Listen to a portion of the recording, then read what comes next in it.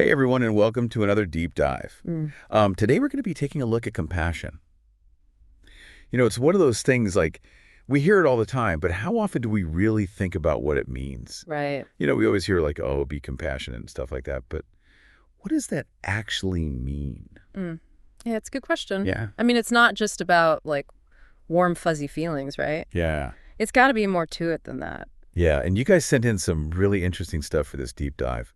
So we've got a guide to relationships and a section on like explaining compassion to kids. Wow. Which I thought was really cool. So yeah, today we're going to really try to figure out what compassion is. Yeah. How it affects us, how it affects our relationships, and like even society as a whole. Yeah, and I think one of the interesting things that came out of the source material is this idea that compassion is a two-way street. It's not just about like being nice all the time. It's about recognizing when it's appropriate and how to actually put it into action. Okay, so let's break down this whole two-way street thing.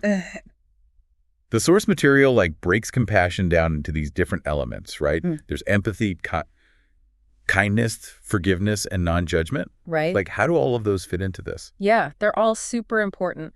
Each one plays a crucial role. So let's start with empathy, for example. Okay. It's kind of like putting yourself in someone else's shoes. So imagine you're a manager. Right. And you've got this employee who's constantly missing deadlines. Yeah. Your first instinct might be to think, oh, they're just lazy or not committed. Yeah, you just get frustrated. Right, exactly. Right. But what if you take a moment to really understand what's going on in their life? Okay. Maybe you find out they're dealing with a family crisis or going through a really tough time personally. That's where empathy comes in. I see. It helps you see beyond the surface level behavior and offer support instead of just punishment. So it's not about making excuses for people, but it's about understanding the why behind their actions. Exactly. You got it. And that's where kindness steps in. Okay. So in that same scenario, with the employee who's struggling, maybe you adjust the deadlines or offer some extra resources or even just lend a listening ear. Those actions that come from a place of empathy, that's what real kindness looks like. Yeah, so it's more than just feeling sorry for someone. Right. It's about actually doing something to help. Absolutely. And then there's forgiveness, which I think can be a really tough one for people. Yeah. Right? It's not about forgetting or condoning hurtful actions, but it's about choosing to let go of the resentment that's holding you back. So let's say a friend betrays your trust. Forgiveness might involve acknowledging the hurt, setting some boundaries, and maybe even choosing to rebuild the friendship. Right. But you do it without being consumed by anger. Okay. So it's about moving forward without letting the past completely control you. Exactly. And then we have non-judgment, Right. which is another one that can be a bit tricky. It's not just about being accepting of everyone, even those we disagree with. Hey. It's about approaching situations with curiosity, not condemnation. So let's say you have a family member with totally different political views than you. Yeah, that happens a lot these days. It does, right?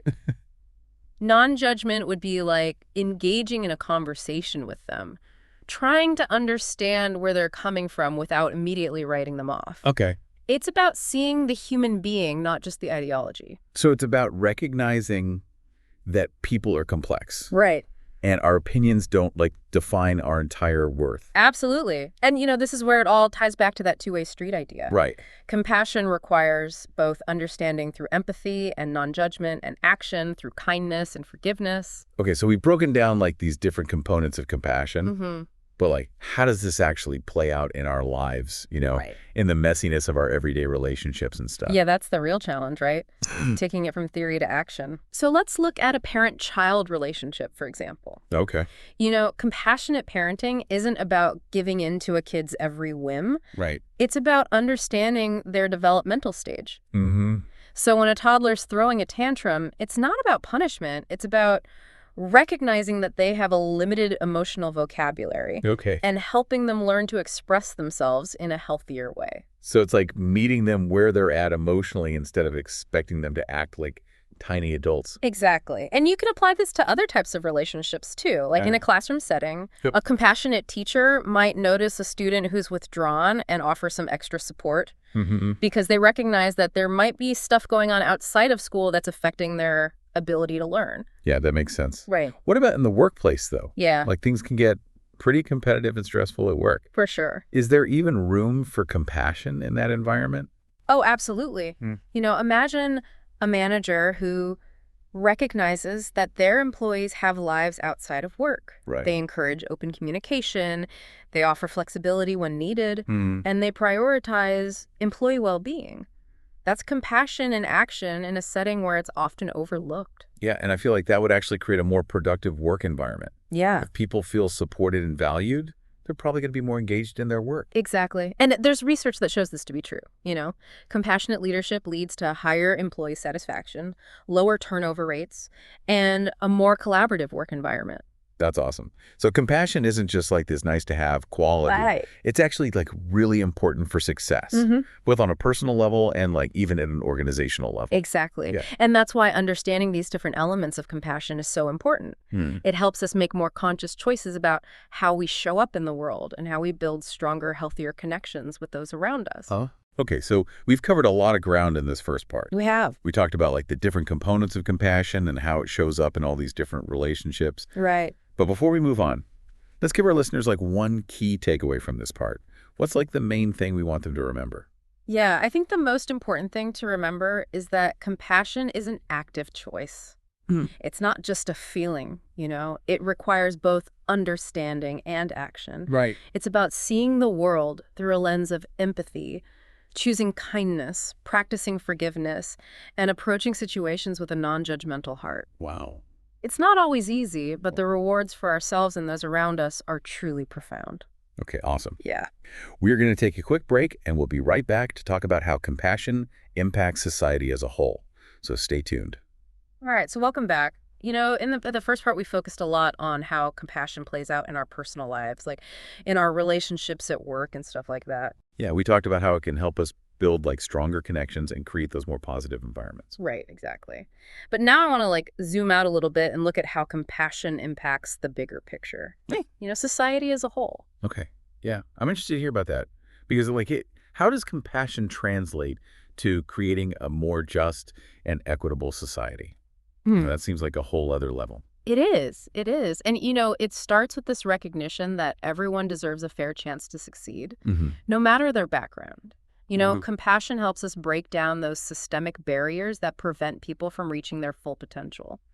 Okay, but how does compassion actually do that? It's not like empathy alone is going to magically solve all of society's problems. No, you're right. It's not a magic one. But think about how we often approach social issues. We see statistics and headlines and labels, but we kind of lose sight of the actual human beings behind those stories. Right. And compassion helps us reconnect with that shared humanity. So it's about shifting our perspective from seeing problems to be solved to seeing people who need support. Yeah. Exactly. It's a big shift in mindset, for sure, but it's crucial. So let's take homelessness, for example.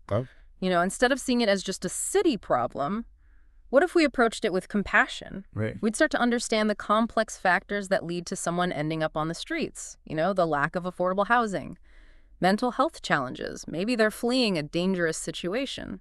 So it's about understanding the individual stories behind the broader issue. Exactly. And then that understanding can fuel action. Okay. So instead of just feeling bad for someone, we're motivated to support those organizations that are providing housing or mental health services or job training. So it becomes less about individual acts of kindness and more about pushing for those systemic solutions that address the root causes of the problem. Exactly. And that's where the ripple effect comes in. One person's compassionate action can inspire another and another. And pretty soon you have this whole wave of positive change that's impacting communities and even influencing policy. Yeah, that's powerful. Okay, but what about situations where injustice has already happened? Yeah. Can compassion play a role in healing and reconciliation? Yeah. Can you really forgive someone who's done something truly terrible? That's a really deep question. And honestly, the answer is complex. Compassion doesn't mean condoning those harmful actions. Right. But it does allow us to acknowledge the pain that's been caused and to seek accountability and to work towards restoring those broken relationships and communities. So it's not about forgetting or dismissing what happened. It's about facing it head on, but with a focus on healing and moving forward. Exactly. Think about situations of historical injustice, like the legacy of slavery or the treatment of indigenous populations. Right. Compassion compels us to learn from those atrocities, to understand the lasting impact they've had, and to work towards creating a more just and equitable future. Okay, so compassion isn't just about being nice in the moment. It's about like creating a better world for everyone. Exactly. Both now and for future generations. Yeah. But let's be real. The world feels pretty divided and overwhelming right now. Yeah. How do we cultivate more compassion when it feels like everything's pushing us in the opposite direction? That's a challenge a lot of people face. You know, Mm. it's easy to get caught up in negativity and judgment and fear. Mm-hmm. But the good news is compassion is a skill. We can practice it and strengthen it just like a muscle. Well, hold on. You're saying we can actually learn to be more compassionate? I always thought it was just something you were either born with or not. It's a bit of both nature and nurture. We all have the capacity for compassion, Okay. but it needs to be cultivated. And like any skill, it takes effort and consistency. Okay, so where do we even begin? What are some practical tips for like building those compassion muscles? It starts with awareness. You know, notice your own reactions. When you encounter someone who's different from you, someone you disagree with, someone who's struggling, do you shut down? Do you get defensive? Or do you try to understand their perspective, even if you don't agree with it? Okay, so being mindful of our own reactions is like the first step. Yeah. What else can we do? Well, there are lots of ways to practice. Mindfulness meditation is a great one. It helps you connect with your inner self and cultivate that sense of peace and acceptance. Okay. And then engaging in acts of kindness, even small ones. You know, it reminds us of our interconnectedness. So it's not about making these grand gestures. It's about incorporating those little acts of compassion into our everyday lives. Exactly. And volunteering is another powerful way to connect with people from different backgrounds and contribute to a cause you care about. Right. And don't underestimate the power of listening. Truly listening to someone's story without judgment. That can be an incredibly compassionate act. Yeah. Okay, so we've talked about how to cultivate compassion on a personal level. But what about on a larger scale? You know, how can we promote compassion within our institutions and systems? That feels like a pretty daunting task. It can feel overwhelming for sure. But remember, systems are made up of individuals. Right. So as more of us embrace compassion, it starts to influence our institutions and policies. So it's like a bottom-up approach. Exactly. Yeah. You know, we change ourselves and that change ripples outward. We can advocate for policies that promote equity and justice, Right. support organizations doing good work in our communities, and vote for leaders who prioritize compassion and empathy. It's about using our voices and our actions to create a more compassionate world. Exactly. And there's one more crucial piece, education. Okay. We need to teach compassion in our schools, starting from a young age. Wait, you're saying we can actually teach people to be more compassionate? I Yeah. thought that was something you were just born with. Research shows that compassion is a skill that can be learned and cultivated. Just like we teach kids to read and write, we can teach them to understand and care for others. It's about nurturing that innate capacity for empathy and kindness.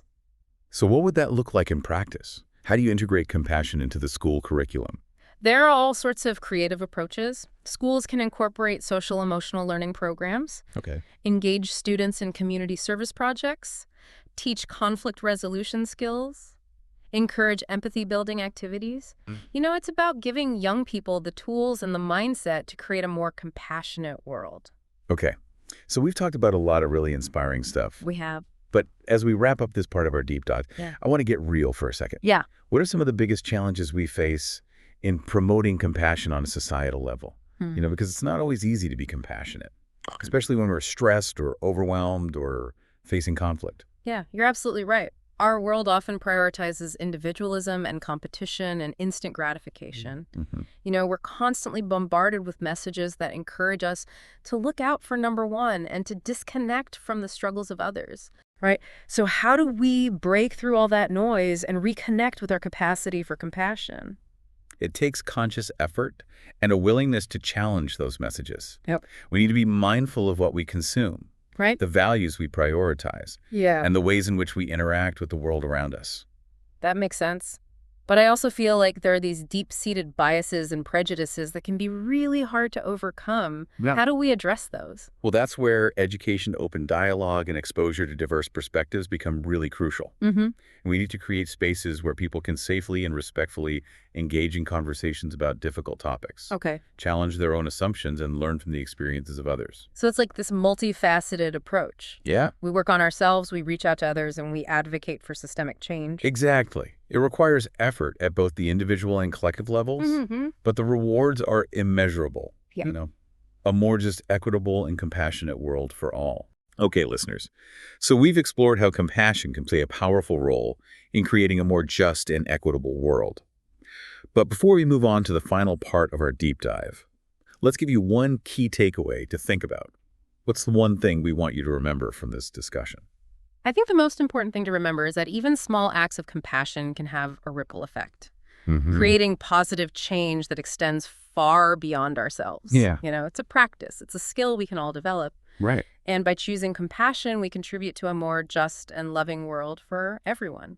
Okay, so welcome back to our deep dive on compassion. Yeah. So far, we've talked about how compassion can strengthen our relationships and even impact society as a whole. But now I want to shift the focus a little bit and talk about how compassion affects us personally. Does it actually make a difference in our own lives? Oh, it definitely does. Cultivating compassion within ourselves is one of the most powerful things we can do for our own well-being.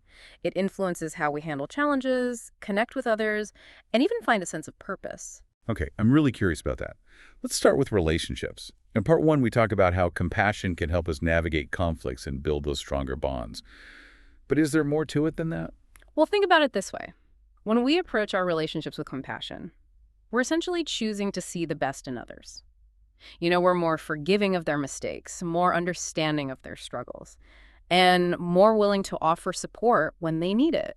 So it's like we're creating a more positive and supportive emotional environment. Right. For both ourselves and the people we care about. Exactly. And that kind of environment is incredibly nurturing for everyone involved. It allows relationships to flourish and it strengthens those bonds of connection. Okay, that makes sense. Ah. But what about its impact on our own personal well-being?